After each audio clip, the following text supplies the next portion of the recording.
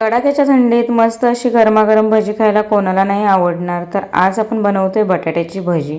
भजी बनवण्यासाठी सगळ्यात अगोदर बेसन पीठ घ्यायचंय. त्यामध्ये हळद, लाल तिखट, क्रश करून घेतलेला ओवा, चिमूटभर खाण्याचा सोडा, चवीनुसार मीठ व आवश्यकतेनुसार पाणी घालून व्हिडिओमध्ये पाहता अशाच पद्धतीचं बॅटर आपल्याला तयार करून घ्यायचंय. जास्त पातळ पण नाही व जास्त घट्टसर पण नाही. या ठिकाणी दुसरीकडे मी बटाट्याचे स्लायसेस करून घेतलेले आहेत. कढईमध्ये तेल गरम करून घ्यायचं आहे. थोडंसं पीठ घालून बघायचं तेल गरम झालं आहे की नाही. तेल गरम झाल्यानंतर डीप करून पिठामध्ये आपल्याला व्यवस्थित अशी भजी सोडून घ्यायची आहेत. मीडियम टू हाय फ्लेमवरती भजी कुरकुरीत अशी गोल्डन ब्राऊन कलर येईपर्यंत तळून घ्यायची आहेत. मधून मधून आलटीपलटी करून दोन्ही बाजूने ते तळून घेते.